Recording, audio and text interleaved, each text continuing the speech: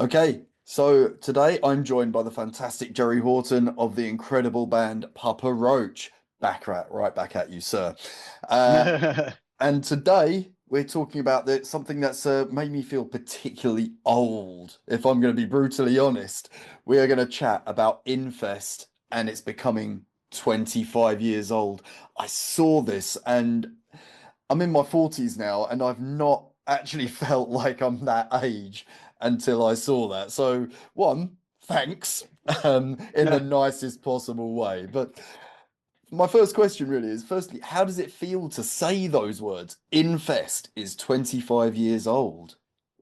Yeah, it's wild, man. Like we've been just kind of doing our thing, you know, always busy making new music, doing tours and time is, I wouldn't say obviously it's not irrelevant, but it's not something that you really think about.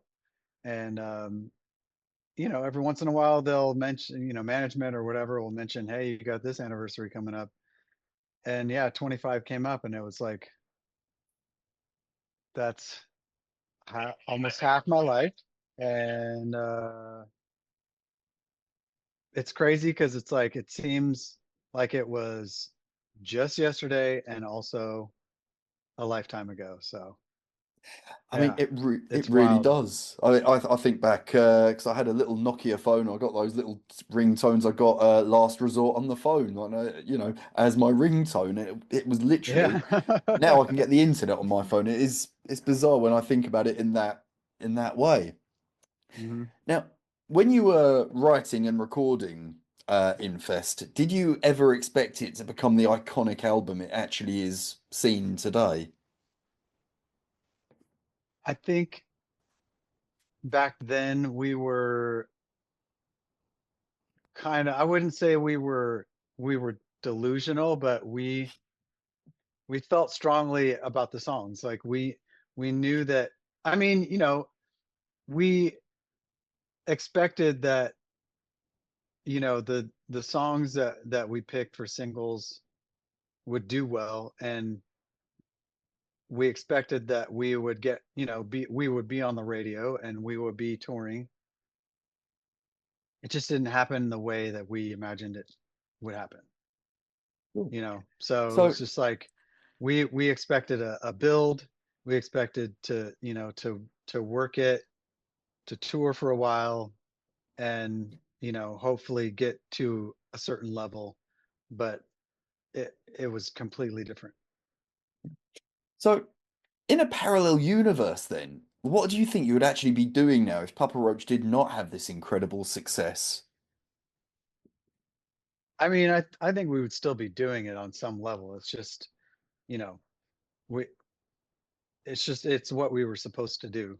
It's just, if it didn't hit, then we would have kept on going and try to make more albums and whatever. So Cool. So, looking back, did you think you were actually prepared for the mainstream success that actually came along with Last Resort? Because it really was sort of there you suddenly were. yeah, we didn't even realize what happened until after like it was over. Like we were caught up in the whole thing, and it was just like, when we did the MTV Awards, there was you know there's Pink and there's Alicia Keys and you know there's the Backstreet Boys, and it was, that part of it was really wild. Obviously meeting our idols was incredible, and at the Kerrang Awards meeting Brian May, and he's like, "Hey, you guys are cool," and I'm like, "What?" But I don't think that, that's something that you can talk about, but really until you experience it, it doesn't really translate into the same thing. So Cool. Now, Last Resort, it was a song that really resonated with so many people, and it actually continues to do so. Um, would you consider it to be timeless as a result of this? um yeah, I would think so. I mean, I think that, it is kind of indicative of the era, right, musically, but I think that, or stylistically anyway, but the music itself and the lyrics are, I think are, they can transcend that. And people, yeah, even now people are still discovering it. And it is, yeah, it's pretty crazy. Now, some bands do feel that when they get that hit song, and as a result of that incredible popularity, sometimes it feels like a bit of a weight or like a noose around their neck in some regards. Do you guys still get the same buzz and the same rush from like playing it, all these years of like live shows? Yeah, we do. I mean, when people light up, and they get stoked, it's like that ignites it for us. Like, if we're just, stood there at sound check playing it, it's just kind of like, oh, here we go again. Okay. But, when it's a moment and the crowd, goes crazy, that brings it to life for us again.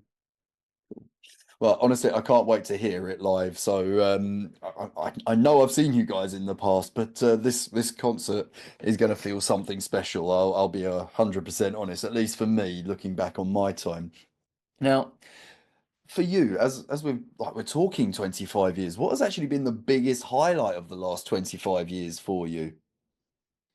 I mean, to boil it down to one thing, it would be Yeah, impossible.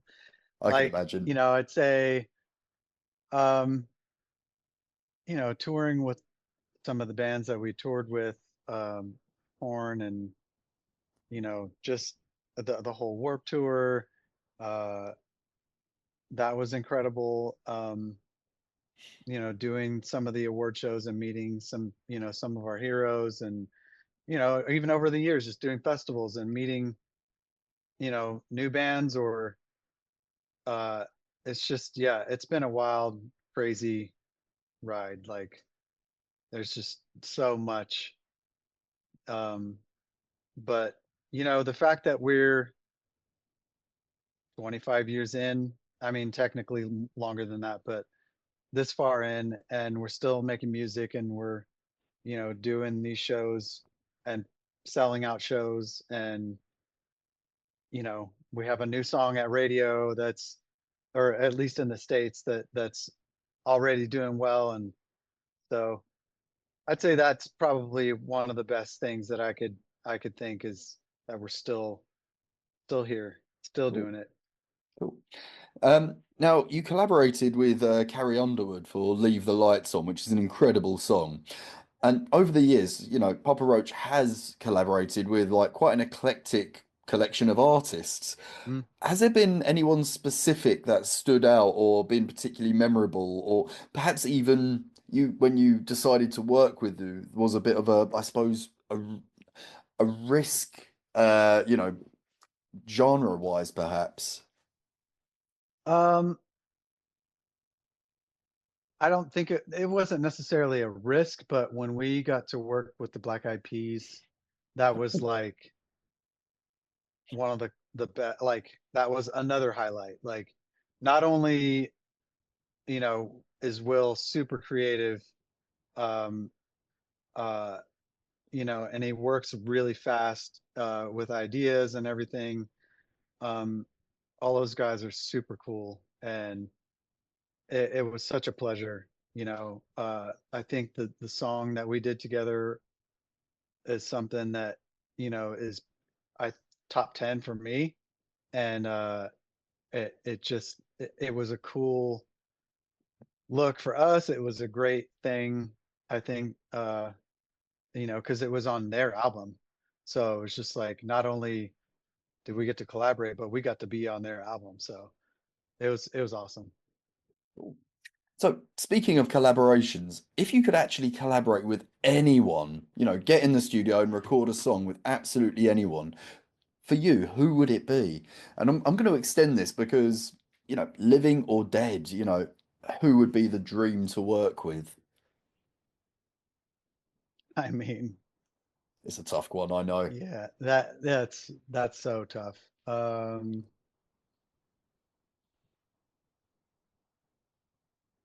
Yeah, I don't know. I mean, I would love to work with. I mean, it would be amazing to work with Gilmore. It would be incredible to work with, you know, RZA. Uh, I mean, it would be fun to work with Bjork. It would be awesome to work with Trent Reznor. Like any one of those people. So you mentioned Bjork, and I can just imagine a collaboration with Papa Roach and Bjork. I'll be honest, that'd be an interesting sound to say the Yeah, least. I don't know how that would go, but it would be weird. That's for sure.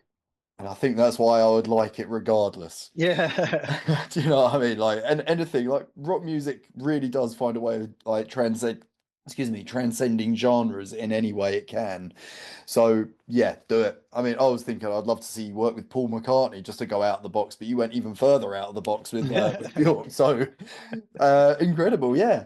Now, as fans, myself included, we're waiting patiently for that 12th studio. I think it's 12th studio album now.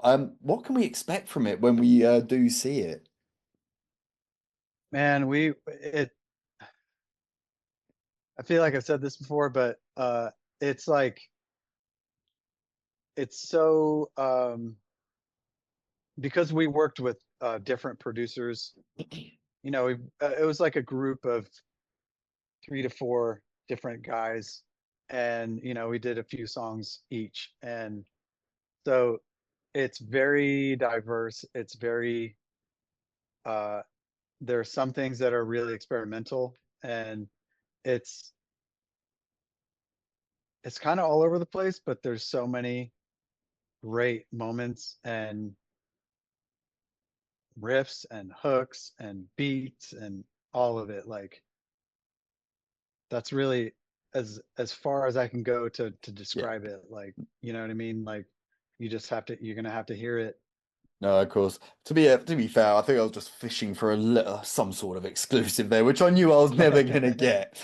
But now when you come to the UK, you're visiting 3 cities, 3 incredible venues this February. Now, is there a part of like the wonderful UK where I'm from that you're particularly fond of? And just bear in mind, I plan to be at one of these shows, so choose your answer wisely. See if you can pick the right venue to big up, the right city. I mean, it's a little cliche, but it's gonna have to be Wembley just because, you know, that's something that we've wanted to do forever, and it's now lined up, and the fact that it's sold out is like amazing. So I'm so stoked for that. Yeah. Well, I will say it was the right answer because I'm a London boy. So, Okay. and Wembley is absolutely incredible. It's a great venue. And Yeah. I don't know, there's something when you hear the term you're playing at Wembley, I don't know, it just has a Thank you. ring to it regardless. So, Yeah. yeah. Now, I've only got one final question for you. And before, last year, I always like to end on a joke, a really awful joke. I have got one for you this time, but I started running Okay. a bit thin on them. So I'm ending this year like with a little segment I'm calling Tales of Touring Terror. So I'll tell you the joke if you want to hear it, if you're up for a bad Okay. joke. But if you've got a story about something hilarious, gross, or just, oh my God, I can't believe that happened, it was surreal during your years of touring, I really want to hear it. But do you Okay. want to hear this awful joke? Let's hear the joke. Did you hear about the mushroom that likes to have a good time? No. He was a fun guy. Ah, Sorry, I nice. told you it was bad. Yeah. You know, Yep. I've Okay. It's worn all thin good. on the jokes, but I had that one. I thought Um, I'd had to tell it. But over to you, the tales of touring yeah. terror. Yeah. So the first show we did ever in Italy was it was a snowboard festival in the Alps. And I remember I don't remember where our connection was from, but we basically flew in there on a very small plane, and it was a prop plane as well. And the crosswinds were such that we were coming in for the landing, and we were like completely sideways, and everybody was looking out, the side window, and we were going forward, and it was just like, oh my, we didn't know if we were going to make it. So, we finally made it. We got there. We got to the festival, and it was uh like the stage was basically um a trailer rigged with lights, and it was minus 13 outside. And that, it was like even the lights couldn't really help heat us up. It was just like, it was painful for, basically the whole set. And we cursed out our agent uh liberally after that. And as kind of a backhanded apology, had coats made for us that said Papa Roach, coolest band on earth, minus 13 degrees. And yeah, he didn't live that one down for quite a while. So Oh, the poor guy. But at the end of the yeah. day, I mean, it must have been a cool festival, despite the temperature. I mean, Yeah, it snowboarding was and cool. music. It was cool, yeah. And we did it with our friends in Head PE, and Exhibit was also there. So I mean, after we suffered in the cold, we had a good time. And we got a story out of it. So Cool. Well, Jerry, I want to thank you so much for taking time out to chat to us today. It's been an yes, sir. absolute Thanks, pleasure. Damian. I'm still in awe at the fact 25 years saying it out loud is a shock to my system, but I can't wait to see what the next 25 years of Papa Roach brings us. Uh, Hopefully, the future will see you Ozzy Osbourning it down that like down that stage, still doing it Yes, sir. well into your twilight years. That's what I want to see, my All right. friend. All Thank you right. so We much, got Jerry. you. All Take right. care, Thanks, buddy. Damian. Bye. See ya.